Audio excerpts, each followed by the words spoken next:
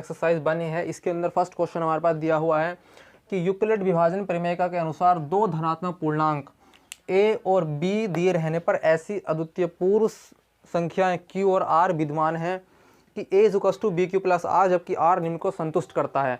साफ साफ बोला गया है यूक्लिड विभाजन प्रमेयिका। तो यूक्लिड विभाजन की प्रमेयिका यानी यूक्लिड डिवीजन लेमा हमारे पास कौन सी होती है? यूक्लिड विभाजन प्रमेयिका। यूक्लिड विभाजन प्रमेयिका हम जानते हैं कि कौन सी होती है? a = vq + r, a = vq + r। यहाँ पर मैं कह दूंगा कि यहाँ पर हमारे पास के जो r है वो greater than and equal to होता है 0 के एंड लेस देन होता है b से। यानी कि यहाँ पर a = vq + r में a जो है वो डिवाइडेंट है, डिवाइडेंट बोले तो इसको बोला जाता है विभाज्य है। v क्या है हमारे पास के? डिवीज़र है, डिवीज़र यानी भाजक। एंड q क्या है? कोशेंट है यानी कि भागफल। एंड r जो है लास्ट में वो बचा हमारे पास के रिमाइंडर। r क्या हमारे पास हुआ? रिमाइंडर। तो यहाँ पर a = bq + r जो हमारे पास की ये यूक्लिड डिवीज़न की लेम्मा है यानी यूक्लिड विभाजन प्रमेयिका है, इसमें रिमाइंडर जो है वो बड़ा होगा और बराबर होगा 0 के, लेकिन छोटा नहीं होगा 0 से कभी भी। लेकिन रिमाइंडर छोटा होगा किससे? b से। b क्या है हमारे पास के? डिवीज़र है। साफ साफ बात बोला गया है कि यूक्लिड विभाजन प्रमेय के अनुसार दो धनात्मक पूर्णांक यानी कि दो धनात्मक पूर्णांक है हमारे पास, दो धनात्मक पूर्णांक दिए हुए हैं। दो धनात्मक पूर्णांक कौन कौन से? a and b। दो धनात्मक पूर्णांक हमारे पास हैं a एंड b दिए रहने पर ऐसी अद्वितीय पूर्व संख्याएं q और r विद्यमान हैं। q और r विद्यमान है कि a = bq +, जबकि r निम्न को संतुष्ट करता है। अब देखो पहला ऑप्शन जो इसमें दिया गया है a, वो है हमारे पास के r बड़ा है 1 से, लेकिन रिमाइंडर हमारे पास के छोटा है किससे? डिवीज़र से। तो रिमाइंडर हमारे पास के हम किसी भी चीज़ को डिवाइड करते हैं, जैसे मैंने डिवाइड करा 7 से, डिवाइड करा 9 को, तो 7 × 7, 9 में से 7 के कितने बचेंगे? 2 बचेंगे हमारे पास के। तो रिमाइंडर आया कितना? 2। अब जो 2 है ये इसका रिमाइंडर है, ये क्या है? रिमाइंडर है यानी इसका ये शेषफल है। लेकिन ये क्या है? इसका डिवीज़र है, वो सॉरी कोशेंट है। ये क्या है? कोशेंट है। और ये क्या है इसका? ये है इसका डिवाइडेंट ने डिवीज़र। और 9 जो है ये है इसका डिवाइडेंट। तो रिमाइंडर जो है हमारे पास के रिमाइंडर वो छोटा होगा किससे? इस डिवीज़र से। इस डिवीज़र से छोटा होगा क्या? रिमाइंडर इस डिवीज़र से। लेकिन जो हमारे पास के रिमाइंडर है ये छोटा होगा 0 से भी, 0 से भी छोटा होगा या फिर बराबर होगा। 0 से कभी भी ये 0 से कभी छोटा नहीं हो सकता, हमेशा बड़ा तो होगा लेकिन कभी भी 0 से छोटा नहीं होगा। 1 होगा, 2 होगा, लेकिन कभी भी 0 से छोटा नहीं होगा। 0 के बराबर हो सकता है, 0 से बड़ा हो सकता है, लेकिन कभी भी 0 से छोटा नहीं होगा। तो ये बात हमारी यहाँ पे बोली गई है कि रिमाइंडर हमारा बड़ा है 1 से। जी बिल्कुल, रिमाइंडर बड़ा होता है 1 से, छोटा होता है किससे? डिवीज़र से। तो ये वाली बात तो सही है कि रिमाइंडर हमारे पास के छोटा है डिवीज़र से, ये तो सही है। लेकिन यहाँ पर ये जो पॉइंट आ गया कि रिमाइंडर बड़ा है 1 से, भैया बड़ा तो होता है, बराबर भी तो होता है उसके। यहाँ सिर्फ बोला है इन्होंने बड़ा है, तो ये ऑप्शन कहीं ना कहीं गलत है, क्योंकि रिमाइंडर बड़ा होने के साथ साथ बराबर भी होता है किसके? 0 के। लेकिन यहाँ पर दिया हुआ है 1, तो रिमाइंडर भैया 0 से बड़ा होता है, ना कि 1 से। 0 से शुरू होती है रिमाइंडर की संख्या, तो रिमाइंडर 0 से बड़ा होगा या फिर बराबर होगा। लेकिन यहाँ दिया हुआ है 1, तो ये ऑप्शन हमारा हो गया गलत। दूसरा ऑप्शन बी क्या है? रिमाइंडर बड़ा है 0 से लेकिन छोटा है b से। अब भैया 0 से बड़ा तो है, लेकिन इन्होंने यहाँ बराबर लगाना भूल गए, तो यहाँ पर ये बराबर भी तो होता है, तो कहीं ना कहीं ये ऑप्शन भी गलत है। क्योंकि मैंने बताया कि रिमाइंडर हमारा बड़ा भी होता है या बराबर होता है 0 के, छोटा होता है किससे? डिवीज़र से। तो ये ऑप्शन भी गलत है। डी ऑप्शन लेते हैं पहले, डी, सी को छोड़ देते हैं। डी में बोला गया है कि रिमाइंडर हमारा बड़ा है 0 से लेकिन छोटा है b से। जी हाँ, रिमाइंडर बड़ा होता है 0 से, लेकिन भैया रिमाइंडर बराबर भी तो होता है 0 के, तो ये वाली बात भी यहाँ पर गलत है। एंड सी ऑप्शन जो था हमारे पास की मेन ऑप्शन है, रिमाइंडर बड़ा है और बराबर है 0 के लेकिन छोटा है किससे? डिवीज़र से। रिमाइंडर जो है ये रिमाइंडर यहाँ पर हमारा रिमाइंडर बड़ा है। रिमाइंडर किसी, ये बात सब चीज़ पर लागू होती है कि रिमाइंडर बड़ा भी होगा और बराबर भी होगा 0 के, लेकिन छोटा होगा किससे? डिवीज़र। तो ये ऑप्शन हमारा बिल्कुल करेक्ट है। ये इन 3 ऑप्शन को छोड़ के इन सब में ये बेस्ट ऑप्शन है, तो ये हमारा ऑप्शन यहाँ पर हुआ फर्स्ट, सी वाला ऑप्शन हमारा यहाँ पर सही है कि रिमाइंडर बड़ा होता है, बराबर होता है 0 के और छोटा होता है किससे? डिवीज़र से। डिवीज़र क्या है हमारे पास के? b है। तो इस तरह से यहाँ पर सी ऑप्शन हमारा सही हुआ। देखो नेक्स्ट क्वेश्चन हमारे पास है। नेक्स्ट क्वेश्चन हमने लिया है कि 65 और 117 के एचसीएफ को 65m माइनस 117 के रूप में व्यक्त किया जाए तो m का मान क्या होगा। तो m का मान क्या होगा, यानी कि सिंपल क्वेश्चन को पढ़ो। देखो क्वेश्चन में बोला गया है कि 65 और 117 का एचसीएफ बराबर है 65m माइनस 117 के, जो इसने बोला है कि के रूप में व्यक्त किया जाए। तो के रूप में व्यक्त का मतलब करने का ये है कि 65 और 117 का जो एचसीएफ है वो कहीं ना कहीं बराबर है 65m माइनस 117 के। तो मैं ये कह सकता हूँ कि 65 और 117 का एचसीएफ बराबर होगा किसके, 65m माइनस 117 के। तो ध्यान से देखो बड़े ही गौर से कि 65 और 117 के एचसीएफ को, यानी कि 65 और 117 का जो एचसीएफ आएगा फाइंड करने के बाद उसको 65m माइनस 117 के रूप में व्यक्त कर दिया। यानी कि सिंपल लैंग्वेज में कुछ इसके अंदर कठिन नहीं है कि 65 और 117 का जो एचसीएफ हो बराबर होगा 65m माइनस के 117 के। सबसे पहले हम 65 और 117 का एचसीएफ फाइंड करेंगे यूक्लिड डिवीजन एल्गोरिथम यानी ईडीए की हेल्प से। 65 और 117 का एचसीएफ, 65 और 117 के एचसीएफ को फाइंड करेंगे हम यूक्लिड डिवीजन एल्गोरिथम की हेल्प से। इस तरह निकालते हैं, 65 छोटा है तो 65 से डिवाइड कर देंगे 117 को। 65 एकम 65, 7 में से 5 के 2 बचे, 11 में से 6 गए 5 बचे, 52 आ गया। 52 से डिवाइड करेंगे 65 को। तो यूक्लिड डिवीजन एल्गोरिथम का जो प्रोसेस है, ये यूक्लिड डिवीजन एल्गोरिथम का जो प्रोसेस है, ये इसमें क्या है कि जो आपका डिवीज़र था ये 65, इससे हमने डिवाइडेंट यानी 117 को डिवाइड करी, क्वोशंट आ गया 1 एंड रिमाइंडर आ गया 65, नहीं रिमाइंडर आ गया 52। और 52 जो रिमाइंडर आया, इस रिमाइंडर से हम फिर से डिवाइड कर देंगे इस डिवीज़र को यानी 65 को। तो ये होता है यूक्लिड डिवीजन एल्गोरिथम का प्रोसेस। 52 से डिवाइड करेंगे 65 को, तो 52 एकम 52, 5 में से 2 गए 3 बचे, 6 में से 5 गए 1 बचा, 13 आ गया। रिमाइंडर क्या आ गया 13। इस रिमाइंडर से फिर इस 52 को डिवाइड करेंगे, यानी कि ये जो डिवीज़र था 13 चौका 52 एंड रिमाइंडर आ गया हमारे पास के 0। तो जब रिमाइंडर 0 आ जाएगा तो यूक्लिड डिवीजन एल्गोरिथम का जो प्रोसेस है वो खत्म हो जाएगा। यहाँ पर हमारे पास के रिमाइंडर क्या आ गया है 0, रिमाइंडर आ गया हमारे पास के इज इक्वल्स टू 0। तो जो यूक्लिड डिवीजन एल्गोरिथम का प्रोसेस है वो खत्म हो गया। लेकिन इसमें एचसीएफ क्या है, एचसीएफ इसमें ये है जो हमारे पास के लास्ट डिवीज़र था। लास्ट डिवीज़र क्या था हमारे पास के 13। लास्ट डिवीज़र मतलब कि अंतिम भाजक, जिससे हमने लास्ट संख्या का जो डिवाइडेंट था उसको डिवाइड किया, वो लास्ट भाजक यानी लास्ट डिवीज़र था 13। तो लास्ट डिवीज़र ही क्या कहलाता है यूक्लिड डिवीजन एल्गोरिथम में, वही उसका एचसीएफ होता है। तो एचसीएफ क्या आ गया इसका 13, इसका एचसीएफ क्या है 13, क्योंकि लास्ट डिवीज़र क्या था हमारे पास के 13, तो एचसीएफ भी क्या आ गया इसका 13 आ गया। तो मैं कह दूं कि 65 और 117 का जो एचसीएफ है यानी कि जो 13 आया हमारे पास अब 13, वो बराबर होगा 65m माइनस के 117 के। यही तो बोला गया था कि 65 और 117 का एचसीएफ यानी कि 13 आ गया के रूप में व्यक्त किया जाए। इसको हमने व्यक्त कर रहे हैं 65m माइनस 117 के रूप में। अगर मैं अब 13 इज इक्वल्स टू 13 ये माइनस का 117 है, इधर लेके आऊँगा तो प्लस 117 हो जाएगा। 65m 13 प्लस 117, 7 3 10 का 0 हासिल लगा 1 1 और 1 2 और 1 3 एंड 130, ये आ गया हमारे पास के 130। 65m m is equals to क्या आ गया 130 अपॉन 65, 65 दूनी 130। m का मान क्या आ गया हमारे पास के 2 आ गया। m का मान हमें मिल चुका है 2। अगर मैं अब ये कहूँ कि मैं m का मान इसके अंदर रख कर देखता हूँ 65m माइनस 117 के, अगर m का मान 2 रखने पे 13 आ जाता है तो तब तो हमारे पास के m का मान सही है। 65m माइनस 117, m का मान मैंने रख दिया 2 माइनस 117, तो 65 इंटू 2 कितना हो गया हमारे पास 130 एंड 117, 130 में से 117 गए, कितने बचे यहाँ पर हमारे पास 13 बचे, आगे नहीं आ गया 13। तो यही तो बोला गया था कि भैया इसके एचसीएफ को इसमें व्यक्त किया गया है, बस m का मान हमने निकाला 2 रखा और 13 हमारे पास के यहाँ पर वैल्यू मिल गई है, यानी m का मान हमारा 2 सही है। तो इसका ऑप्शन हमारे पास के 2 जो आंसर है वो वाला ऑप्शन सही है।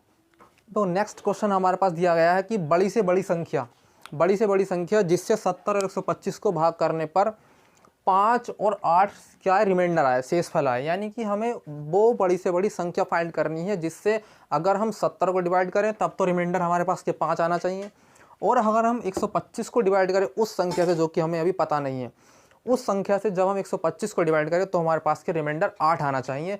हमें उस संख्या को फाइंड करना है। तो कुछ ऑप्शन मैंने लिखे हैं। ए ऑप्शन में 13 दिया गया, बी 65, सी 8 75 एंड डी 1750 यानी 1750।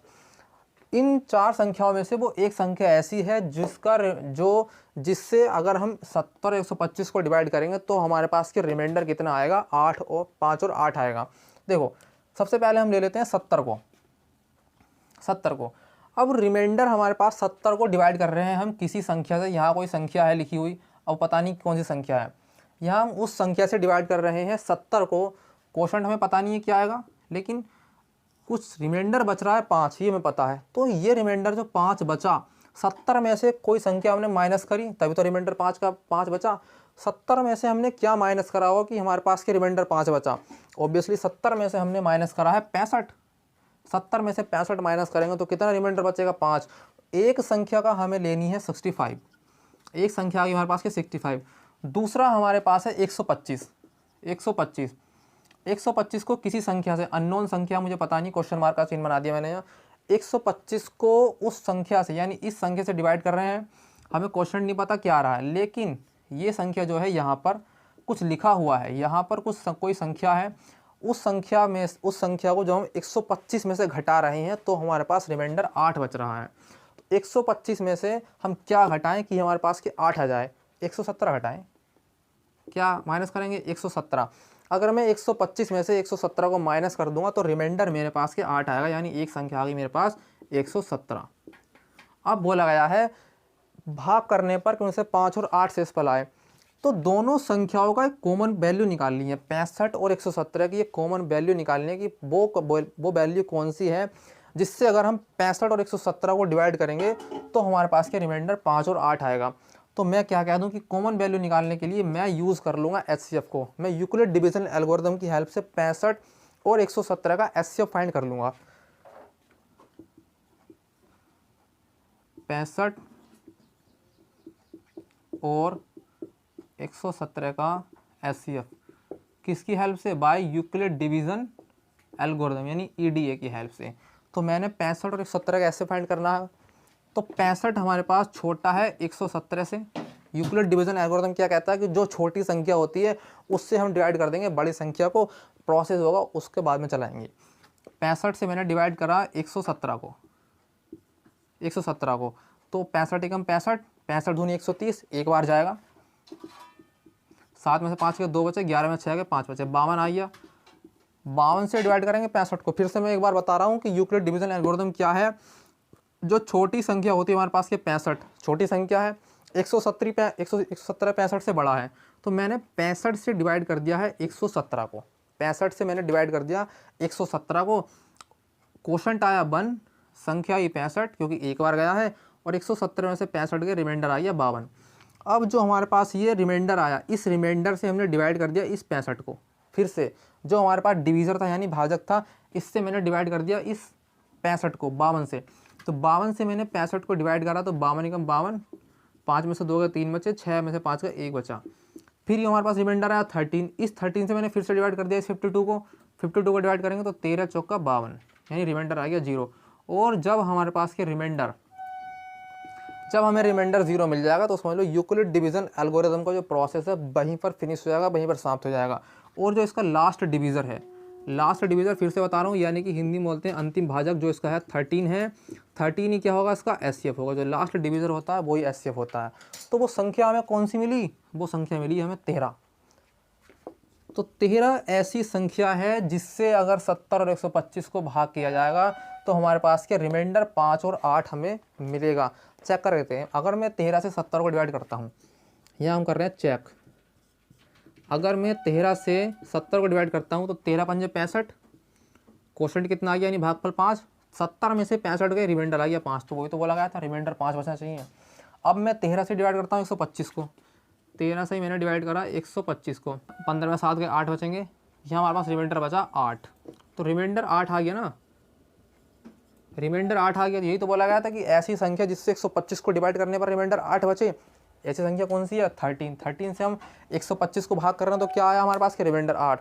13 से डिवाइड कर रहे हैं 70 को, क्या आया हमारे पास के रिमाइंडर 5। तो यही तो बोला गया था इसके अंदर कि भैया शेषफल 8 बचना चाहिए। तो आंसर कौन सा सही है क्वेश्चन हमारे पास के ए, यानी 13 वाला जो ऑप्शन है, 13 वाला जो हमारे पास ऑप्शन है ये इसके अंदर करेक्ट है बिल्कुल।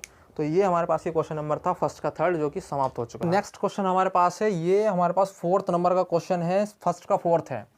किसी धनात्मक पूर्णांक q के लिए, सबसे पहले इसमें क्वेश्चन पढ़ते हैं। किसी धनात्मक पूर्णांक q के लिए प्रत्येक धनात्मक सम पूर्णांक निम्न में से किस रूप में होता है? किसी धनात्मक पूर्णांक q के लिए प्रत्येक धनात्मक सम पूर्णांक निम्न में से किस रूप का होता है? ऑप्शन दिए गए हैं q - 1, q + 1, 2q + 1 and 2q and 2q + के 1।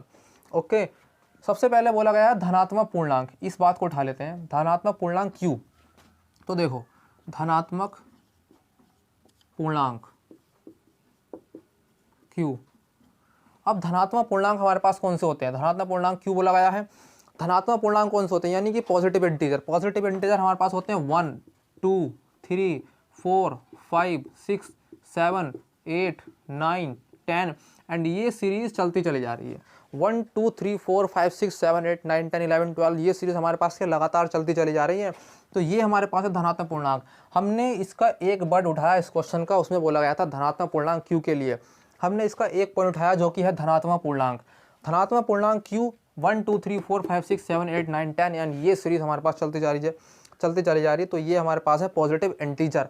अब बोला गया है प्रत्येक धनात्मक समपूर्णांक, प्रत्येक धनात्मक समपूर्णांक, इसको ढाल लेते हैं धनात्मक समपूर्णांक।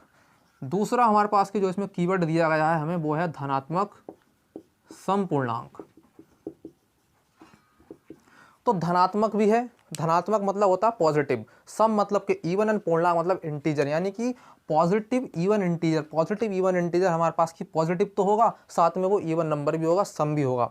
कौन सा हो गया? 2, 4, 6, 8, 10, 12, 14, 16 इस तरह से जो हमारे पास के ये इवन नंबर्स हैं, ये हमारे पास कौन से हैं? धनात्मक समपूर्णांक, इवन नंबर है। पॉजिटिव तो है, साथ में ये प्लस है, सब में प्लस है, पॉजिटिव है, समपूर्णांक है, यानी कि हमारे पास के सम है, इवन नंबर्स हैं 2, 4, 6, 8, 10, 12, 14। अगर मैं q की वैल्यू 1, 2, 3, 4, 5, 6 कुछ भी वैल्यू इनमें रखूँ तो मुझे 2, 4, 6, 8, 10, 12 नंबर मिलने चाहिए। 2, 4, 6, 8, 10, 12, 14, 16 इस तरह के नंबर मुझे इवन नंबर्स मिलने चाहिए q की वैल्यू को इनमें से किसी पर रखने में। तो सबसे पहले मेरे पास ऑप्शन है ए का q - 1। ऑप्शन ठीक है, उसको भी देखेंगे, लेकिन जो ऑप्शन गलत है उसको भी देखेंगे। सबसे पहले मेरे पास है q - 1। अगर मैं q - 1 में q की वैल्यू 1 रखता हूँ या 2 रखता हूँ, चलो 2 रख के देखता हूँ। 2 - 1 1 आ गया। इस बार मैंने q की वैल्यू 3 रखी, 3 - 1 2 आ गया। इस बार 4 रखी, 4 - 1 3 आ गया। तो भैया ये जो 1, 2 एंड 3 एंड इसी तरह से जो नंबर और मिलेंगे नीचे, वो मुझे यहाँ पर इवन नंबर्स नहीं मिल रहे हैं। इसका मतलब कि q - 1 का जो ऑप्शन है ये गलत है। सेकंड ऑप्शन है बी, q + के 1। बी ऑप्शन रख कर देखते हैं, q + 1। मैंने q की वैल्यू इसमें 2 रखी, +1 = 3 आ गया। ये तो पहले गलत आ गया। 3 रखी, 3 + 1 4 आ गया। 4 रखी, 4 + 1 5 आ गया।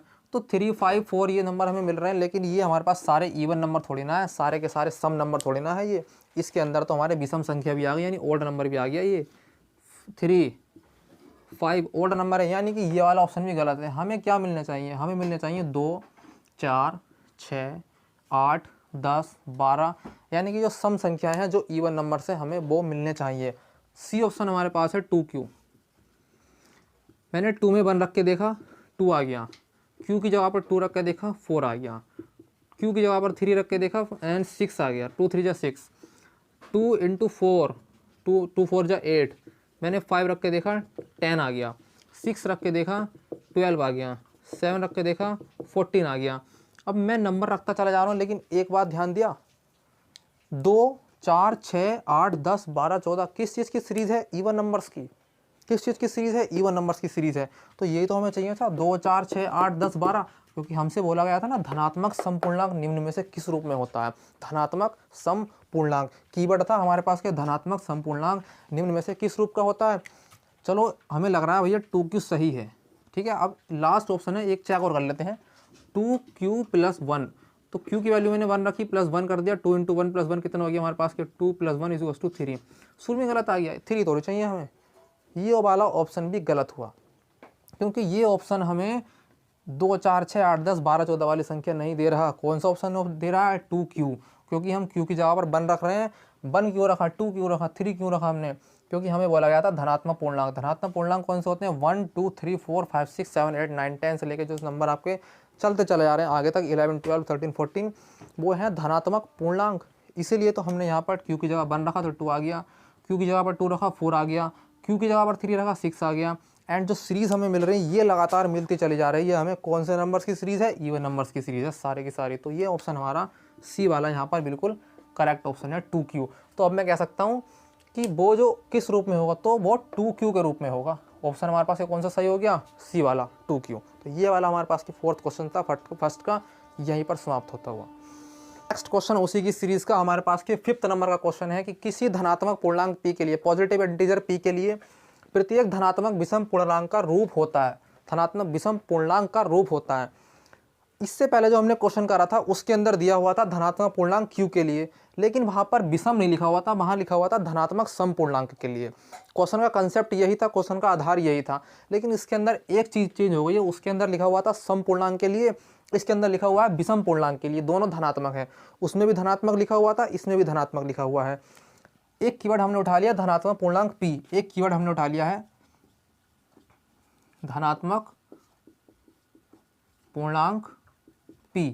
तो धनात्मक पूर्णांक, मैंने आपको इससे पहले वाले क्वेश्चन में बताया कि धनात्मक पूर्णांक कोई कंफ्यूज होने का वर्ड नहीं है। धनात्मक पूर्णांक सिंपल आप समझो, धनात्मक होता है पॉजिटिव पूर्णांक यानी कि इंटीजर। हमारे पास पॉजिटिव इंटीजर, इंग्लिश में इसको समझाया तो पॉजिटिव इंटीजर।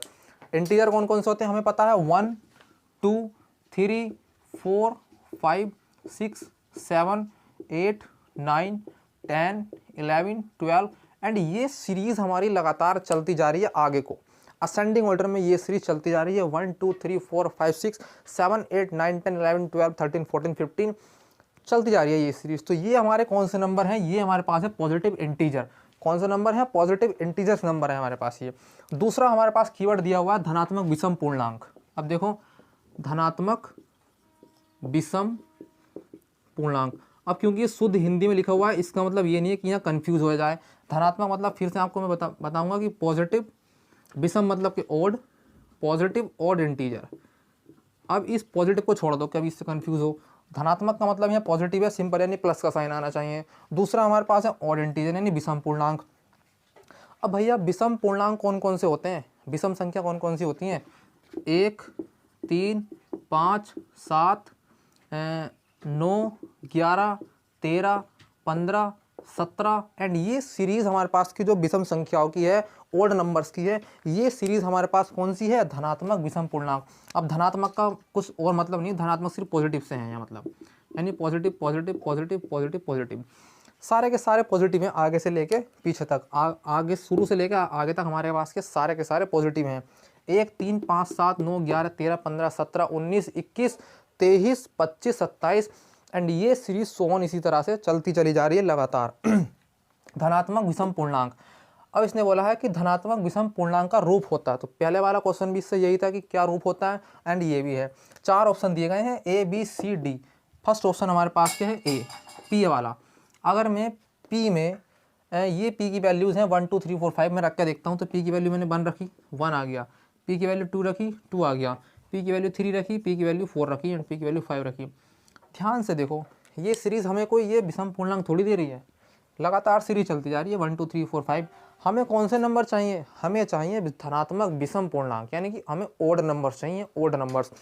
और ये P में जब हमने वैल्यूज़ रखी P की 1 2 3 4 5 तो हमें ये सीरीज लगातार इसी तरह मिल रही है, ना कि हमें यहाँ पर विषम पूर्णांक मिल रहे हैं। दूसरा हमारे पास ऑप्शन है P+1। अगर मैं P की वैल्यूज़ 1 2 3 4 5 6 7 8 9 में से कुछ वैल्यूज़ P की रख के देखता हूँ, चलो 1 रख के देखता हूँ, तो 1 + 1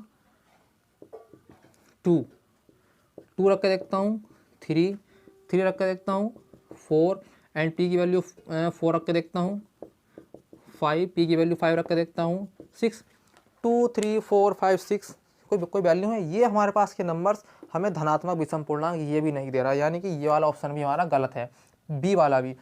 सी ऑप्शन पे आओ, सी ऑप्शन दे रखा है 2P। अगर मैं 2P की वैल्यू 1 रखता हूँ तो 2, P की वैल्यू में 2 रखता हूँ तो 4, 2 की वैल्यू 3 रखता हूँ तो 5, 2 2 3 6, P की वैल्यू में 4 रखता हूँ तो 2 4 8 पी की वैल्यू 5 रखता हूँ तो 2 5 जा 10, 2 4 6 8 10, तो 2p तो हमें भैया सम पूर्णांक दे रही, जो कि इससे पहले वाला क्वेश्चन करा था उसके बेस पे हमें ये वाले नंबर्स मिल रहे हैं। तो ये ऑप्शन भी हमारा गलत हुआ। डी नंबर का हमारे पास है 2p+1। अब देखो 2p+1, 2p+1 में 2 इंटू पी यानी पी की वैल्यू 1 रखनी है, +1 उसमें 1 ऐड कर देना है। तो मैं अगर 2 में पी की वैल्यू 1 रख के उसमें 1 जोड़ देता हूँ, ये वाला जो 1 ऑलरेडी दिया हुआ है, करना कुछ नहीं है, सिर्फ पी की वैल्यू रख दी मैंने यहाँ से उठा के 1 2 3 4 5, मैंने अभी क्या ली 1 ली है। 2 1 जा 2 +1 = 3।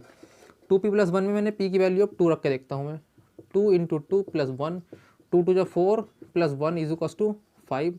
अब मैं पी की वैल्यू 3 रख के देखता हूँ, तो 2 × 3 +1, 2 3 जा 6 +1 = 7। पी की वैल्यू 4 रख के देखता हूँ, तो 2 4 जा 8 +1 यानी 8 +1 कितना गया 9। पी की वैल्यू 5 रख के देखता हूँ, तो 5 +1, 2 5 जा 10 +1 = 11। पी की वैल्यू में यहाँ पर 6 रख के देखता हूँ, +1, 2 6 जा 12 +1 13। ध्यान से देखो 3 5 7 9 11 13।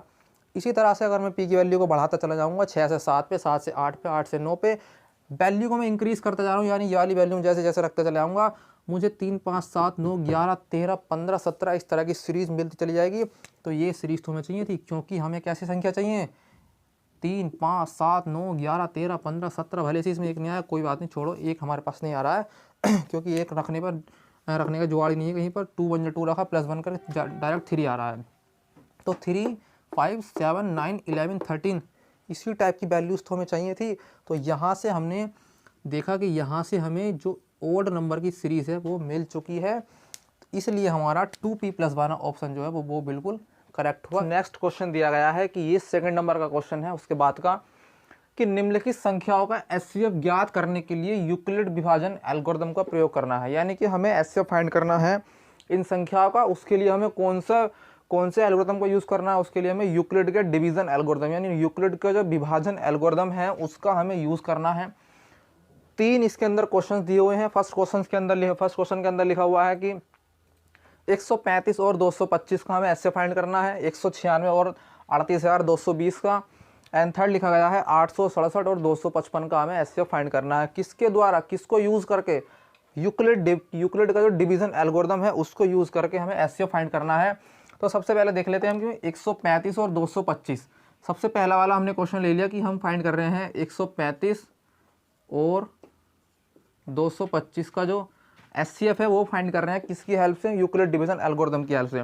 तो देखो समझो, पहले यूक्लिड का जो डिवीज़न एल्गोरिथम है वो ये कहता है कि आपका जो फर्स्ट वाला डिवीज़र इसमें कौन सा होगा, 135 होगा।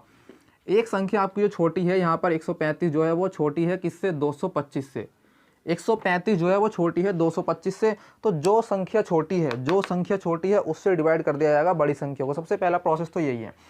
135 से हम डिवाइड कर देंगे 225 को, और जो इसका रिमाइंडर हमारे पास बचेगा, हमारे पास के उस रिमाइंडर से फिर से उस डिवीज़र को डिवाइड कर दिया जाएगा। देखो कैसे, मैं सबसे पहले 135 से डिवाइड करता हूँ 225 को।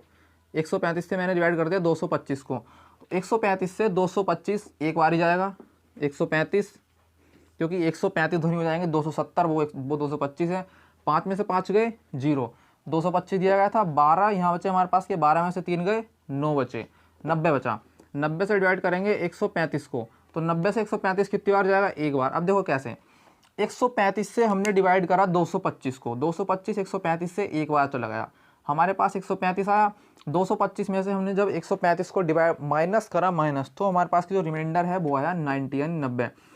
फिर ये जो हमारे पास रिमाइंडर आया 90, इस रिमाइंडर से हमने इस डिवीज़र को, ये हमारा पहला वाला डिवीज़र जो था, भाजक जो था, इससे हमने डिवाइड कर दिया, इसको हमने डिवाइड कर दिया है 90 से। यानी कि ये जो हमारे पास रिमाइंडर था, इस रिमाइंडर से हमने डिवाइड कर दिया है 135 को। 135 को डिवाइड करेंगे तो हमारे पास एक बार जाएगा 135, यहाँ लिखेंगे 90, 5 इसी तरह आएगा। 13 में से 9 गए, 4 बचे, 45। अब हमारे पास रिमाइंडर कितना आ गया, 45। अब इस रिमाइंडर से फिर से जो हमारा डिवीज़र है, उस डिवीज़र को फिर से इस रिमाइंडर से डिवाइड कर देंगे, 45 से डिवाइड करेंगे 90। ये प्रोसेस है किसका, यूक्लिड डिवीज़न एल्गोरिथम का ये प्रोसेस है। यूक्लिड डिवीज़न एल्गोरिथम के अंदर इस प्रोसेस को फॉलो किया जाता है। सबसे पहला जो आपका डिवीज़र है जिससे आप भाग कर रहे हैं 225 को, भाग करने के बाद जो आपका शेषफल है रिमाइंडर बचेगा 90, उस रिमाइंडर से फिर से हम 135 को डिवाइड करेंगे, फिर जो हमारे पास के रिमाइंडर बचेगा फिर से उस डिवीज़र यानी 90 को डिवाइड करेंगे। ये प्रोसेस तब तक चलता रहेगा जब तक हमारे पास के जो रिमाइंडर है वो 0 नहीं आ जाएगा। जहाँ पर हमारा रिमाइंडर 0 आ गया समझ लो वहाँ पर हमारा प्रोसेस समाप्त हो जाएगा। तो 45 दूनी 90, रिमाइंडर कितना आ गया 0। यहाँ देख रहे हैं कि रिमाइंडर जो है हमें 0 मिल चुका है, रिमाइंडर हमें 0 मिल चुका है। यहीं पर हमारा प्रोसेस क्या हो गया, समाप्त हो गया। और जो लास्ट डिवीज़र होता है हमारा, ये पहले वाले क्वेश्चन में भी हमने निकाला है इस तरह से। जो एचसीएफ है, जो लास्ट डिवीज़र है वो है 45, यानी अंतिम भाजक क्या है 45 है, 45 अंतिम भाजक 45 है। मैं लिख लेता हूँ अंतिम भाजक कितना 45 है, लास्ट डिवीज़र 45 है। तो लास्ट डिवीज़र जो 45 है तो वही हमारा क्या कहलाता है एचसीएफ। तो हम कह सकते हैं यहाँ लास्ट डिवीज़र मतलब कि अंतिम भाजक 45 है, इसलिए 135 और 225, 135 और 225 का एचसीएफ, 135 और 225 का जो एचसीएफ आएगा वो 45 है, इसलिए 135 और 225 का एचसीएफ 45 है। यहाँ लास्ट डिवीज़र 45 है, इसलिए 135 और 225 का जो एचसीएफ है वो 45 है। अब नेक्स्ट क्वेश्चन हमारे पास है 196 और 38,220 का हमें एचसीएफ फाइंड करना, सेम इसी मेथड से। 196 और 38,220। अब देखो सबसे पहला प्रोसेस क्या है, आप ये छांट लो कि 196 और 38,220 में बड़ा कौन है। ओबियसली 38,200 बड़ा है, 38,220 बड़ा है 196 से। तो 196 यानी कि जो छोटा है उससे डिवाइड कर दी जाएगी बड़े वाले को, यानी 196 से हम डिवाइड करेंगे, 196 से डिवाइड करेंगे 38,220 को। अब देखो डिवाइड करनी है सिंपल, कोई इसके अंदर कोई अलग से कोई फंडा नहीं लगा हुआ है, हम डिवाइड करते चले जा रहे हैं। डिवाइड का जो रूल है वो सेम होता है सब में। तो डिवाइड करेंगे 196 से 38,220 को, ये जाएगा 382 है, इसको ले लेंगे। 196 से 382 कितना आ जाएगा, एक बार जाएगा 196, 12 में से 6 गए 6 बचे, यहाँ बचे हमारे पास के 17, 17 में से 9 गए 8 बचे, एंड 2 में से 1 गया 1 बचा 186। 12 में से 6 गए 6 बचे, इधर ले आए और ये उतार लिया हमने 20 अलग से था जो कि सेपरेट लिखा हुआ था। 12 में से 6 गए 6 बचे, यहाँ बचे हमारे पास के 17, 17 में से 9 गए 8 बचे, 2 में से 1 गए 1 बचा, ये आ गया हमारे पास के 18620। अब ले लेते हैं हम 186, तो ये डायरेक्ट जाएगा नहीं, 1862 है, 1862 लिखा हुआ है, जीरो को छोड़ देंगे, 1862 को करेंगे डिवाइड, ये इतने को 1862 करेंगे डिवाइड 196 से। अभी देखो ये हमारे पास की संख्या है 38,220। ये आगे का प्रोसेस तब होगा जब हम इस 38,220 को 196 से पूरा मतलब काट के देख लेंगे, पूरा डिवाइड करके देख लेंगे। अभी ऐसा नहीं है कि ये जो रिमाइंडर आया इस रिमाइंडर को मैं यहाँ लिखूँ और 196 से डिवाइड कर दूँ, नहीं। पहले इस 38,220 वाली जो हमारे पास संख्या है, इस संख्या को हमें पूरा डिवाइड करके देखना है, एक भी नंबर इसका छूटना नहीं चाहिए। तो 18,620 बता, 18,620 में मैं 1,862 को ले लेता हूँ, 196 से डिवाइड कर लेता हूँ। तो 196 कितनी बार जाएगा, 10 टाइम्स जाएगा। देखो क्या आ गया 1764, यह हमारे पास 1764। यहाँ बचा हमारे पास के 0, 12 में से 4 गए 8 बचे, यहाँ बचा हमारे पास के 15, 15 में से 6 गए 6 गए 9 बचे, 980 आ गया। यहाँ 7 में 7 गए 0। अब 980 को डिवाइड करेंगे 196 से, क्योंकि अभी तो 38,220 की टर्म चल रही है ना सारी। 196 से डिवाइड करेंगे 980 को, तो ये जाएगा हमारा 5 टाइम्स, 5 अंक 30 का 0 हासिल लगे 3, 5 नम 45, 45 और 3 कितने हो गए 48 का 8 हासिल लगे 4, और 5 एकम 5, 5 4 9 जी, पूरा हमारा कैंसिल हो गया है 9 5 टाइम्स। तो हमारे पास के 0 आ गया रिमाइंडर। यहाँ पर हमें एक टर्म में करने के बाद ही रिमाइंडर 0 मिल गया, हमें अलग से कोई इस तरह सेपरेट करके बार बार हमें कोई ज़रूरत नहीं पड़ी है। एक टर्म को हमने करा और उसका रिमाइंडर हमें 0 मिल चुका है। यहाँ पर जब रिमाइंडर 0 मिल गया तो हमारे पास के डिवीज़र तो भैया अभी भी क्या है, लास्ट डिवीज़र हम कह सकते हैं, अभी भी यही है जो स्टार्टिंग वाला डिवीज़र था। लास्ट डिवीज़र हमारे वो ही है जो शुरू में था 196, तो डिवीज़र जब ये है तो हमारा एचसीएफ भी कितना होगा इसका 196 ही होगा। तो हम कह दें कि 196 इसके आधार पर, जैसे हमने यहाँ लिखा था ना, यहाँ लास्ट डिवीज़र 45 है, उसी तरह से यहाँ लास्ट डिवीज़र कह लो या फिर कह लो कि फर्स्ट डिवीज़र तो हमारे पास एक ही डिवीज़र है, वो 196 है। जब वो 196 है तो उसका एचसीएफ भी कितना होगा 196 यानी 196 ही होगा। नेक्स्ट क्वेश्चन मूव करते हैं जो कि है थर्ड वाला। थर्ड क्वेश्चन है 867 और 255। अब यहाँ पर देख लो बड़ी संख्या कौन सी है, बड़ी संख्या हमारे पास है 867, 255 छोटी है। मैंने क्या बताया था कि जो 867 है जो हमारे पास बड़ी होती है उस बड़ी संख्या को छोटी वाली संख्या से डिवाइड कर देते हैं। तो यहाँ पर 867 जो है वो बड़ी है किससे, 255 से। तो मैं 255 से डिवाइड कर दूंगा 867 को। 867 कितने और आ सकता है, आएगा हमारे पास के 3 टाइम्स, यहाँ पर आएगा 765। 255 से 867 3 टाइम जा रहा है, हमारे पास बच के आया है 765। 765 को माइनस करेंगे 867 में से, 7 में से 5 गए 2, 6 में 6 0, 8 में 7 गए 1, 102 बचे। 255 से डिवाइड करेंगे, 255 को डिवाइड करेंगे 102 से, तो एक बार ही जाएगा ये, नहीं एक बार नहीं जाएगा, 2 बार जाएगा। यहाँ पर क्या आएगा हमारे पास के 204 आएगा। 2 दूनी 4, 2 0 0, 2 कम 2, 5 में 4 का 1 बचा 5, 51। 102 को डिवाइड करेंगे 51 से, फिर से वही प्रोसेस। 255 हमारे पास के डिवीज़र था, हमने डिवाइड करी 867 को जो कि हमारे पास डिवाइडेंड था। 102 आ गया रिमाइंडर, उस रिमाइंडर से फिर से उस डिवीज़र को हमने डिवाइड कर दिया, ये कर दिया। डिवाइड करने के बाद रिमाइंडर आया 51, इस 51 से फिर से इस 102 को डिवाइड कर दिया। अब करके देखते तो ये जाएगा हमारा 2 टाइम्स, 2 1 जा 2 एंड 2 5 जा 10, यहाँ पर रिमाइंडर आएगा 0। तो रिमाइंडर हमारे पास के 0 आ चुका है, ये रिमाइंडर है जो कि आ चुका है 0। तो मैं कह सकता हूँ कि इसका लास्ट डिवीज़र जो है, लास्ट डिवीज़र यानी कि अंतिम भाजक जो है वो है इसका 51। तो मैं कह दूं कि इसका एचसीएफ भी कितना होगा 51 ही होगा, क्योंकि यूक्लिड डिवीज़न एल्गोरिथम के अंदर जो लास्ट डिवीज़र होता है वही उसका एचसीएफ कहलाता है। यहाँ पर हमारे पास के लास्ट डिवीज़र कितना आया है 51 आया है, 51 ही तो क्या कहलाएगा इसका एचसीएफ कहलाएगा। तो ये तीनों के तीनों क्वेश्चन का आंसर हमारे पास आता हुआ। नेक्स्ट क्वेश्चन है उसी की सीरीज का थर्ड हमारे पास क्वेश्चन है कि दर्शाइए कि कोई भी धनात्मक विषम पूर्णांक 6q + 1, 6q + 3 या 6q + 5 के रूप का होता है जहाँ q कोई पूर्णांक है। अब देखो समझो इस क्वेश्चन को, इसके अंदर हमें कुछ कीवर्ड दिए गए हैं। धनात्मक विषम पूर्णांक, दर्शाइए कि कोई भी धनात्मक विषम पूर्णांक, यानी कि धनात्मक विषम पूर्णांक पॉजिटिव और इंटीजर हमें दर्शाना है कि हम यहाँ पर q की वैल्यू रखें तो वो इसके रूप का होता है। और ये कह रहे हैं q जो है भैया वो एक पूर्णांक है यानी कि इंटीजर है। धनात्मक विषम पूर्णांक, उठा लेता हूँ मैं इस कीवर्ड को, धनात्मक विषम पूर्णांक।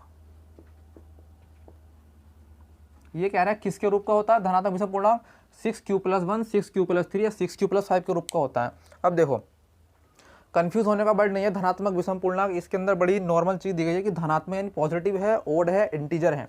कैसे टाइप का होगा, 2 3 5 7 9 11 13 15 17 19 21 23 यानी इस टाइप का हमारे पास वो होता है। देख धनात्मक विषम पूर्णांक किस टाइप का होता है, उसके अंदर 2 3 5 7 9 11 13 15 17 19 21 23 इस तरह की जो संख्याएं हैं वो धनात्मक विषम पूर्णांक कही जाती हैं, धनात्मक विषम पूर्णांक। अब दूसरी चीज़ हमें दिया हुआ है कि यहाँ पर जो q है 6q + 1, 6q + 3 या 6q + 5 में जो q है वो q एक इंटीजर है, वो एक इंटीजर है, साफ साफ लिखा हुआ है q कोई पूर्णांक है। अब इस लाइन का मतलब क्या है, q कोई पूर्णांक है। पूर्णांक देखो बोलते हैं इंग्लिश में इंटीजर को। पूर्णांक कौन कौन से होते हैं, नंबर इंटीजर कौन से होते हैं, 1 2 3 4 5 6 7 8 9 10 11 ये सीरीज लगातार इसी तरह से आगे तक चलती चली जा रही है। तो ये हमारे पास है इंटीजर। अब देखो कोई भी धनात्मक विषम पूर्णांक 6q + 1 या 6q + 3 या 6q + 5 के रूप का होता है।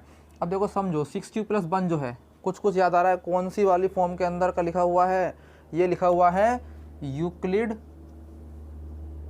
डिवीजन लेमा, हिंदी में बोलते हैं इसको यूक्लिड विभाजन प्रमेयिका।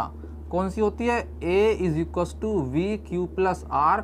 और हम जानते हैं यहाँ पर जो ये a = vq + r है, यहाँ पर जो रिमाइंडर है वो बड़ा होता है या बराबर होता है 0 के, लेकिन छोटा होता है डिवीज़र से। समझो पढ़ के आ चुके हैं पीछे, A is equals to B Q plus R क्या होता है, यूक्लिड की डिवीजन लेमा है, यूक्लिड की विभाजन प्रमेय का है। और यहाँ पर जो ये आर है, ये वाला आर, ये हमारा बड़ा है और बराबर भी होता है जीरो से, कभी भी जीरो से छोटा नहीं होता। दूसरा हमारे पास है बी, यहाँ पर जो बी है ये बी है हमारे पास के डिवीज़र, यानी कि बोलते हैं इसको भाजक।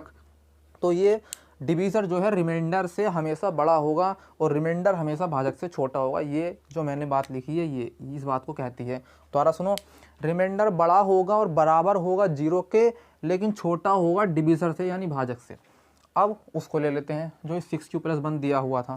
यहाँ दिया हुआ है 6q+1, 6q+3, 6q+5।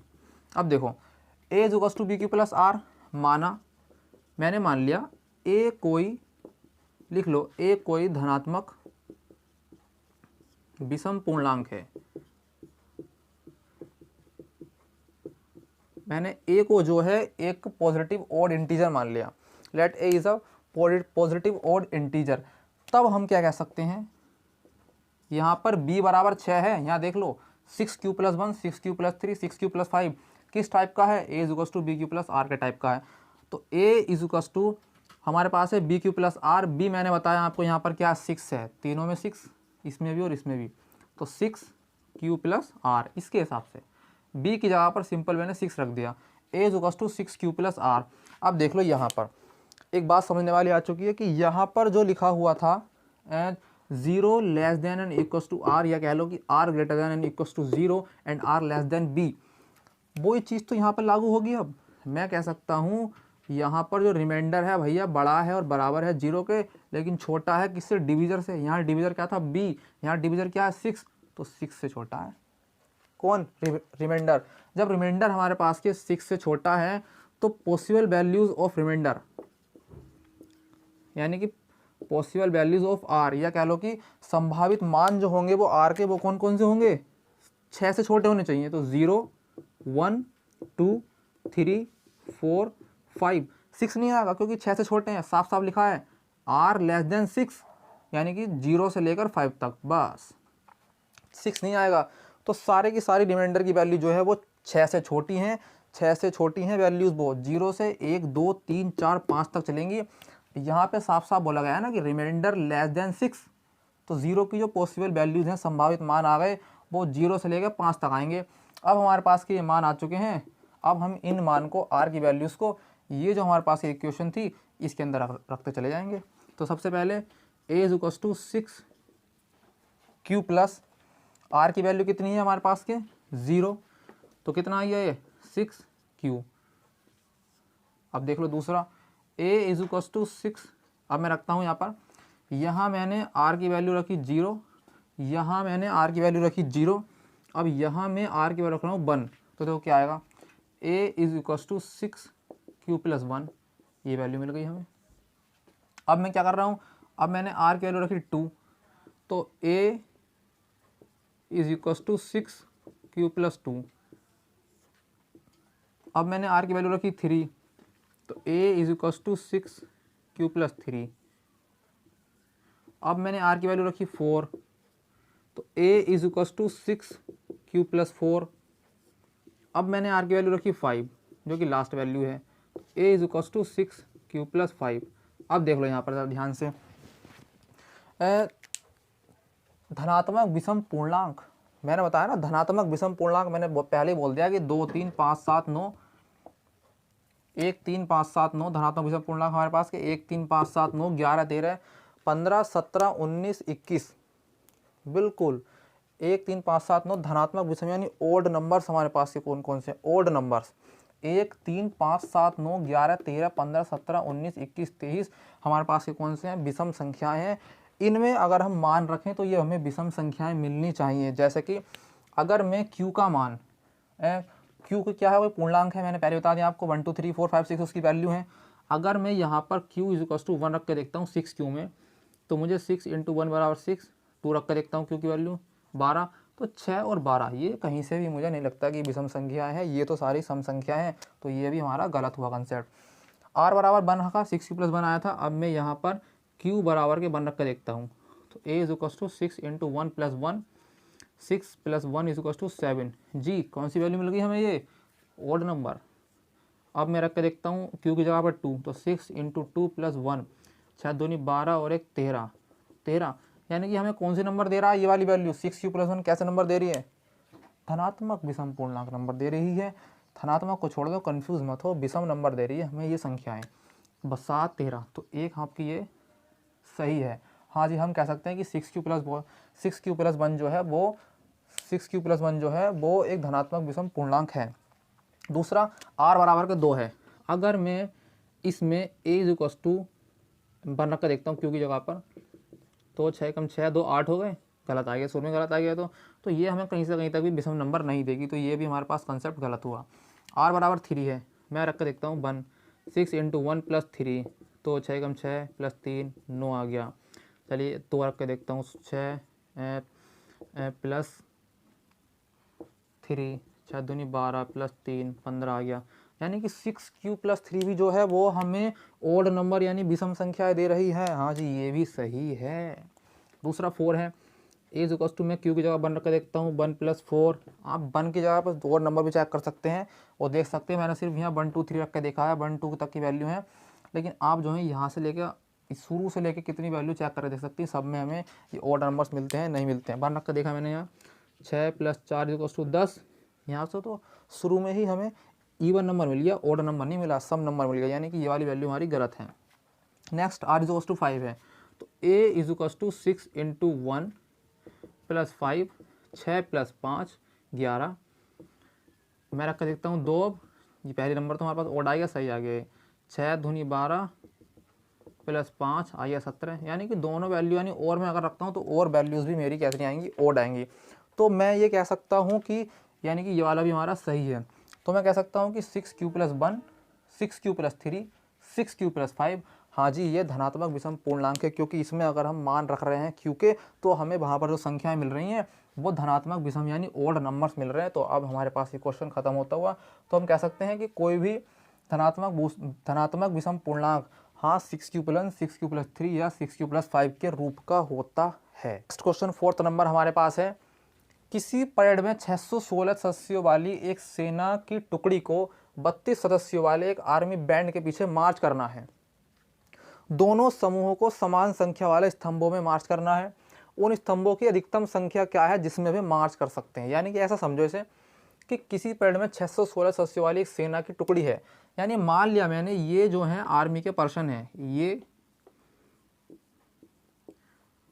थोड़ा इसको समझते हैं हम ग्राफिक्स की हेल्प से। देखो ये हमारे पास ये आर्मी के पर्सन है, मान लिया ये आर्मी के पर्सन है, ये 616 इनकी संख्या है, 616 आर्मी के पर्सन है, ये 616 आर्मी के या कह दो फौजी हैं, ये 616 इनकी संख्या है। यहाँ फिलहाल मैंने 616 गोले तो नहीं बनाए, लेकिन आपको दिखाने के लिए ऐसे ही बनाते हैं, 616 आर्मी के पर्सन हैं। दूसरा हमारे पास है 32 सदस्यों वाले एक आर्मी बैंड के पीछे, यानी कि यहाँ ये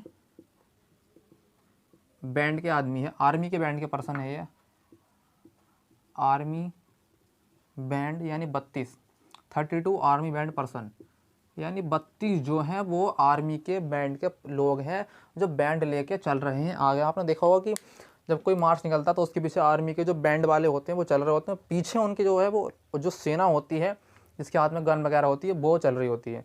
तो ये आगे हैं, ये आगे की तरफ हैं और ये इनके पीछे की तरफ है। निहारा का कुछ मतलब नहीं है, सिर्फ दिखाने के लिए है कि ये आगे हैं, ये जो आर्मी के बैंड के पर्सन है ये पीछे हैं। अब बोला गया है कि उनके पीछे मार्च करना है इन्हें मार्च करना है इनके पीछे। ये आर्मी के पर्सन, आर्मी के बैंड के पर्सन है और ये आर्मी के पर्सन है। अब हमें बताना, अब देखो कोई रोड है, इमेजिन करो उस रोड पे जो है कुछ लोग आर्मी के पर्सन चल रहे हैं पीछे की तरफ और आर्मी के जो बैंड वाले हैं वो चल रहे हैं आगे की तरफ।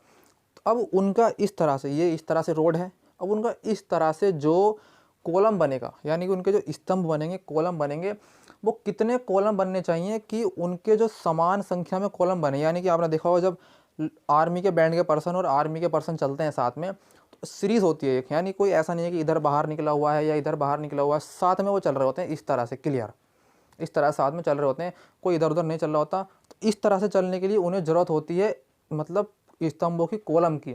लाइन की इस तरह से, लाइन तो बन गई इस तरह से, लेकिन कॉलम बनेंगे उनके इस तरह से। अगर मैं इस तरह से चल रहा हूँ तो मेरा कॉलम जो इस तरह से है, मेरे साइड में एक पर्सन और होगा, एक पर्सन और होगा, इधर और होगा, इधर और होगा। इस तरह से वो जो कॉलम बनेंगे, वो कितने कॉलम बनेंगे वो हमें निकाल के दिखाने हैं। तो देखो आर्मी के बैंड की सदस्यों की संख्या कितनी है, 616। आर्मी के पर्सन कितने हैं, 616। और आर्मी के बैंड के पर्सन कितने हैं, 32। अगर मैं 616 और 32 का HCF फाइंड कर दूं, 616 और 32 का अगर मैं HCF निकाल दूं, तो मेरे पास जो नंबर आएगा वो नंबर आएगा जिसमें बे जितने कॉलम उनको बनाने पड़ेंगे, जितने स्तंभ उनको बनाने पड़ेंगे। क्योंकि 616 और 32 का एक कॉमन पॉइंट होगा, वो कॉमन पॉइंट दोनों के लिए लागू होगा, 616 के लिए, 32 के लिए भी, दोनों पर समान रूप से वो लागू होगा। अगर मैं 616 और 32 का HCF फाइंड कर रहा हूँ, किससे, यूक्लिड डिवीज़न एल्गोरिथम की हेल्प से, EDA की हेल्प से।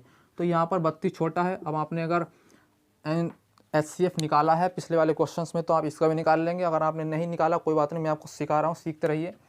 616 तो 61 है, एक बार जाएगा क्योंकि 32 दूनी 64 होते हैं। 32 11 से 2 का 9 बचे, यहाँ बचा 5 में 3 का 1 बचा, ये हो गया 196। तो 9, ठीक है, 5 में 3 का 2 बचेगा यहाँ पर हमारे पास, 296। 296 को डिवाइड करेंगे किससे, 32 से। अभी हम 32 से ही डिवाइड कर रहे हैं, तो ये जाएगा हमारे पास कहीं ना कहीं पास के 9 टाइम्स। कितना आ गया हमारे पास, 288 आ गया। 9 दिन 18 का 8 हासिल लगा, 1 9 27 और 1 28। तो 16 में से 8 गए, 8 बचे। यहाँ पर कुछ नहीं बचा, सिर्फ हमारे पास के 8 बचे। अब देखो 8 रिमाइंडर आ गया है, किससे छोटा है, 32 से। तो हमें 32 को जो है यूक्लिड डिवीजन एल्गोरिथम का जो प्रोसेस है, 32 को डिवाइड करना पड़ेगा इस 8 से, 32। तो लास्ट डिवीज़र क्या आया हमारे पास, लास्ट डिवीज़र है, यानी कि मैं लिख दूं लास्ट डिवीज़र है मेरे पास 8। तो इसका HCF भी कितना होगा, 8 ही होगा, क्योंकि यूक्लिड डिवीज़न एल्गोरिथम में जो लास्ट डिवीज़र होता है वही उसका HCF होता है। तो यहाँ पर इसका लास्ट डिवीज़र क्या है, 8। तो यहाँ पर इसका HCF भी क्या है, 8 ही है। अब मैं कह सकता हूँ कि भैया 616 सदस्यों वाली एक सेना की टुकड़ी को 32 सदस्यों वाले एक आर्मी बैंड के पीछे मार्च करने के लिए 8 संख्या वाले स्तंभों में मार्च करना है, जिनकी संख्या कितनी है, 8 है। उन स्तंभों की संख्या कितनी है, 8 है। तो उनकी मैंने अधिकतम संख्या बता दी है, 8 है। यानी कि अगर वो इस तरह से 8-8 के कॉलम में खड़े हों तो हमारे पास के उनके समान संख्या में स्तंभ बन जाएंगे और फिर वो उस सड़क पर मार्च कर सकते हैं। तो नेक्स्ट क्वेश्चन हमारे पास है कि यूक्लिड विभाजन प्रमेयिका का प्रयोग करके दर्शाइए कि किसी धनात्मक पूर्णांक का वर्ग किसी पूर्णांक m के लिए 3m या 3m प्लस वन के रूप का होता है।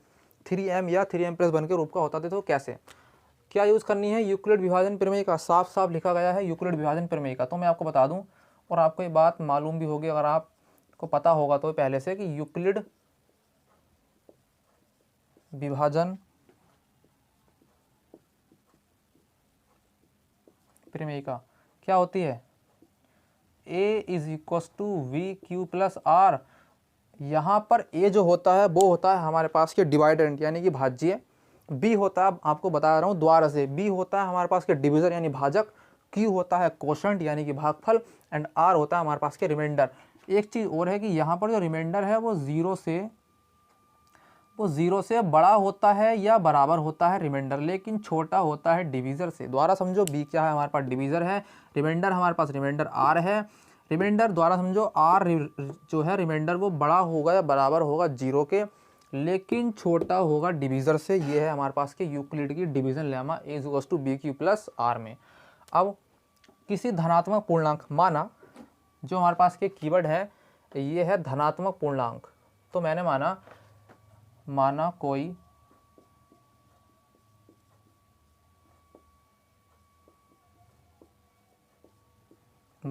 कोई धनात्मक पूर्णांक A है, तब मैं लिख सकता हूं A इज इक्वल टू, यहाँ पर जो Q है, आप देखो यहाँ पर जो b का मान है 3m में वो 3 है, तो मैं लिख दूँ 3q प्लस r। और जिस तरह से मैंने यहाँ लिखा था कि रिमाइंडर बड़ा होता है, बराबर होता है 0 के, लेकिन छोटा होता है डिवीज़र से यानी कि इस b से, तो सेम उसी तरह से मैं यहाँ लिख रहा हूँ कि रिमाइंडर बड़ा है और बराबर है 0 के, वही कंसेप्ट, लेकिन छोटा वहाँ b से था तो यहाँ b की जगह पर 3 है तो यहाँ 3 से है। क्लियर? रिमाइंडर बड़ा है और बराबर है 0 के लेकिन छोटा है 3 से, तो r के संभावित मान, r की पॉसिबल वैल्यूज़, संभावित मान। अब देखो r के संभावित मान से मेरा मतलब है रिमाइंडर की जो हमारे पास की पॉसिबल वैल्यूज़ हैं वो कौन कौन सी होंगी, r की जो संभावित वैल्यूज़ हैं वो कौन कौन सी होगी। रिमाइंडर की वैल्यू क्या हो सकती हैं, 3 से छोटा है तो 3 से छोटी वैल्यू कौन सी है, 0, 1 एंड 2। रिमाइंडर वैल्यू क्या आ गई मेरे पास के 0, 1, 2। अब मैं क्या करता हूँ, ये जो मेरे पास के a is equal to 3q plus r है, a is equal to 3q plus r है, इसमें मैं ये जो वैल्यूज़ हैं 0, 1, 2 ये रख के देखता हूँ। तो a इज इक्वल टू, सबसे पहले मैंने रखा 3q प्लस r की वैल्यू 0 रखी, r बराबर 0 रखी, तो मेरे पास आ गया a is equal to 3q। ठीक है, नेक्स्ट मैंने लिखा r बराबर की वैल्यू रखी मैंने 1, ये जो वैल्यू 1 है, तो a is equal to 3q plus 1 इसमें रख रहा हूँ वैल्यू में, तो a इज इक्वल टू आ गया हमारे पास के 3q प्लस 1। नेक्स्ट मेरे पास है r इज इक्वल टू 2, जो कि हमारे पास वैल्यू है r की, मैंने r की वैल्यू फिर से मैं इसमें रख रहा हूँ a is equal to 3q plus r में, तो a is equal to 3q plus 2।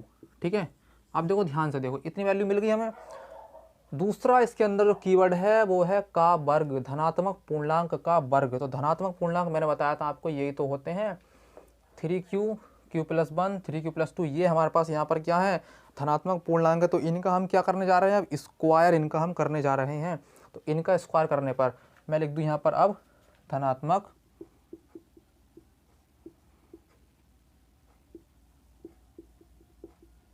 पूर्णांक का वर्ग। देखो मैं आपको उसका कंसेप्ट भी समझाऊंगा, किस कंसेप्ट पे कह रहे हैं धनात्मक पूर्णांक का वर्ग। फिलहाल अभी हम जो पहले का प्रोसेस है उसको समझते हैं। a is equal to 3q है, यहाँ पर मैंने वर्ग कर दिया। धनात्मक पूर्णांक का वर्ग यानी इन तीनों का मैं वर्ग करने जा रहा हूँ। तो सबसे पहले ले लेता हूँ मैं 3q को, a is equal to 3q को, इसका मैंने वर्ग करा, कितना आ गया 3q का होल स्क्वायर, कितना आ गया 9q स्क्वायर।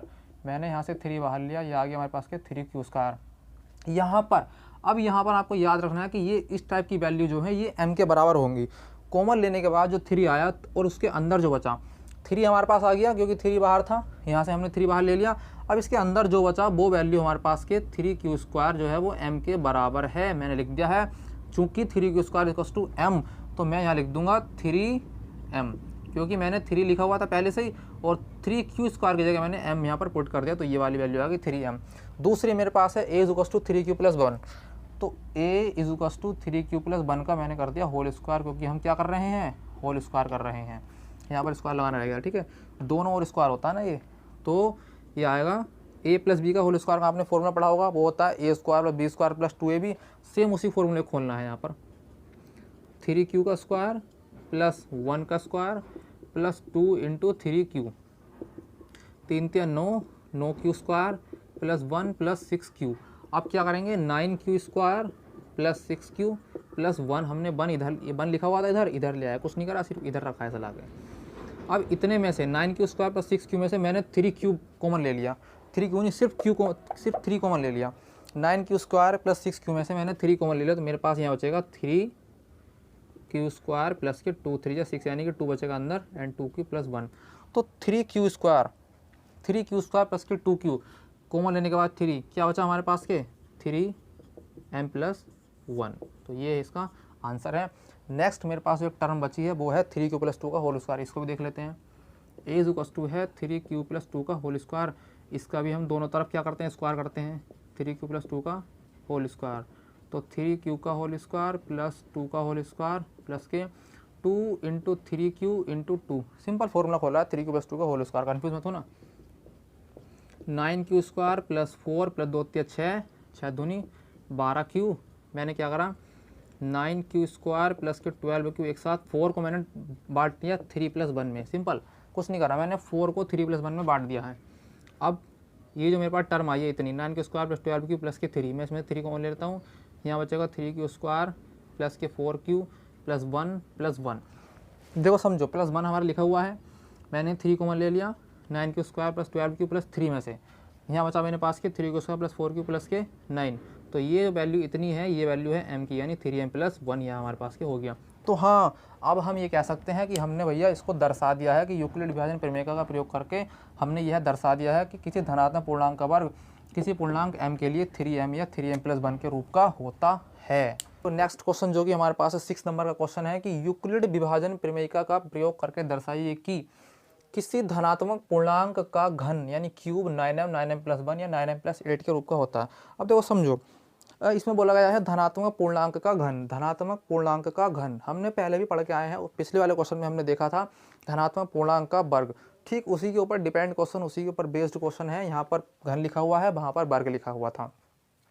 धनात्मक पूर्णांक का घन, तो देखो धनात्मक पूर्णांक हमने आपको बताया था पहले कि धनात्मक, मैंने आपको बताया था धनात्मक पूर्णांक जो हमने लिए थे, पॉजिटिव इंटीजर जो हमने लिए थे 1 2 3 4 5 6, उसका जो घन हम बता रहे हैं कि भैया बताना है कि वो इसके रूप का होता है। अब देखो ये क्वेश्चन कई बार आ चुके हैं ऐसा कि रूप का होता है, रूप का होता है, इस टाइप के क्वेश्चन जो है वो पहले भी मैं आपको करा चुका हूँ। पिछले वाला जो क्वेश्चन था के रूप का होता है, वो भी यही सेम क्वेश्चन था, उसमें लिखा हुआ था कि वर्ग का रूप का होता है, इसमें लिखा हुआ था कि घन इसके रूप का होता है। अब देखो समझो, यहाँ पर किसी धनात्मक पूर्णांक का घन, सबसे पहले बोला गया यूक्लिड विभाजन प्रमेय का, मैं लिख लेता हूँ यहाँ पे यूक्लिड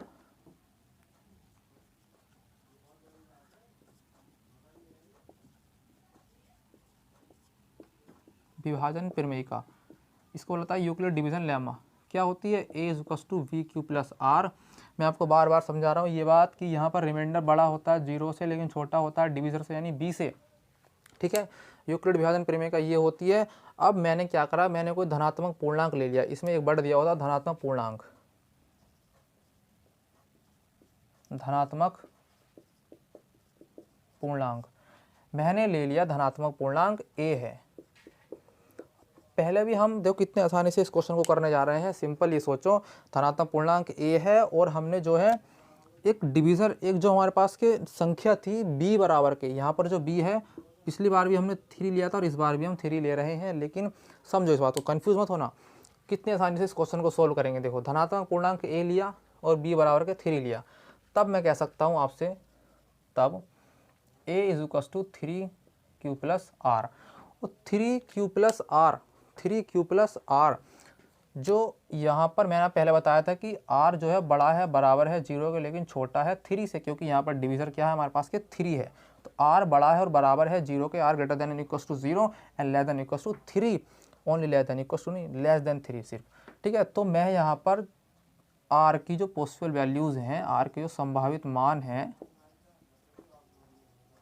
वो क्या होगी 0 1 2, 3 से छोटी होंगी। 3 से छोटी कौन कौन सी होती है हमारे पास के 0 1 2, ठीक है। आर की पॉसिबल वैल्यूज़, अब मैं A is equal to 3 Q plus are में आर की पॉसिबल वैल्यूज़ को पुट करता हूँ। तो A is equal to 3 Q plus 0, कितना आ गया 3 क्यू, मैंने क्या लगाया यहाँ आर की वैल्यू 0 लगाई। अब मैं लगाता हूँ आर की वैल्यू 1, तो A is equal to 3 Q plus 1, okay. अब मैं लगाता हूँ आर की वैल्यू 2, तो A is equal to 3 Q plus 2, simple 3 Q plus 2। अब बोला गया था भैया कि का घन यानी कि क्यूब करना है इनका, तो मैं आपको बताता हूँ क्यूब करके। ए इज इक्वल टू 3q है, ए इज क्यूब हम, मैं यहाँ लिख रहा हूँ तीनों का घन करने पर, 3 है ना, 1 2 3 है, तीनों का घन करने पर, तीनों का घन यानी क्यूब करने पर, तो देखो ए क्यूब, इसका क्यूब करते हैं हम, A cube is equal to 3q का होल क्यूब, कितना आ गया 3 तिया 9 तिया 27, 27q का होल क्यूब। यहाँ से मैं 9 कॉमन ले लेता हूँ, क्योंकि वहाँ पर संख्या किस में दी हुई है 9, 9m प्लस 8 में दी हुई है, तो 9 मैंने बाहर ले लिया, 9 तिया 27, 3q क्यूब, तो 3q क्यूब आप जानते हैं वो बराबर होता है m के, 9m लिख दिया मैंने यहाँ। अब इसका मैं क्यूब कर लेता हूँ, A is equal to 3q plus 1 का होल क्यूब, तो A cube is equal to, आपको पता है कि a प्लस बी के होल क्यूब का फॉर्मूला क्या होता है, A cube plus B cube plus 3ab A plus B. चलिए लिख देता हूँ मैं, a प्लस बी का जो होल क्यूब होता है वो होता है A cube plus B cube plus 3ab, इसके मल्टीप्लिकेशन में a प्लस बी, 3ab के मल्टीप्लिकेशन में a प्लस बी। चलिए सोल्व करते हैं, A cube is equal to 3q का होल क्यूब प्लस 1 का whole cube plus 3 × 1 a + b का मतलब 3q + 1, ठीक है। 3q का होल क्यूब मतलब कि 3 3 होती है 27q का क्यूब प्लस 1, 3 3 9, 9q, ठीक है, 9q एंड 3q + 1। अब मैं यहाँ से जो हूँ 9q + 1 आ गया, 3q + 1, यहाँ से मैं इधर की तरफ मूव हो जाता हूँ, इधर की तरफ। अब यहाँ से यहाँ लिखना चालू कर दे रहे हैं। 27q क्यूब है प्लस 1 है प्लस 9q है प्लस 3q + 1 है, तो 27q क्यूब ऐसे ऐसे लिख लेता हूँ मैं, as it is 27q cube plus 1 अपन ये लिख दिया प्लस 9q की 3q + 1 में मल्टीप्लाई कर दो, तो 9 × 27q² 27q² प्लस 9q बन जाए 9q, ठीक है। अब मैंने क्या करा, 27q cube plus 27q² plus 9q + 1, ये इतने में से 27q cube plus 27q² plus के 9q में से मैंने 9 कॉमन ले लिया, तो 9 × 27q cube plus 9 × 27q² plus 9 बन जाए 9q, सिर्फ नंबर बचा हमारे पास के q, ठीक है, q एंड प्लस के 1 बचा, तो 3q cube plus 3q² plus के q, ये हमारे पास वैल्यू आ चुकी है m की, तो ये हो गया हमारे पास के 9m + 1, ठीक है। अब हमारे पास क्या बचा है 3q + 2 का होल स्क्वायर का, तो a क्यूब = 3q + 2 का होल क्यूब, a क्यूब = फिर से वही फॉर्मूला, a + b के होल क्यूब का 3q का होल क्यूब प्लस 2 का whole cube plus 3q, 3a भी है ना, तो 3 × 3q × 2 एंड 3q + 2, 3q + 2, तो 3q का होल क्यूब यानी कि 27 का क्यूब प्लस 2 दूनी 4 दूनी 8, 3 3 9 दूनी 18q एंड 3q + 2, ये सर इधर ले लेते हैं, 27q cube plus 8 plus 18q की अंदर कर देते हैं मल्टीप्लाई, तो 18 × 36 q² प्लस 18 दूनी 36, 18 × 54, 18 दूनी 36। अब मैं क्या करता हूँ 27q cube plus 54q² plus के 36q आएगा ना, ये 36q प्लस 8।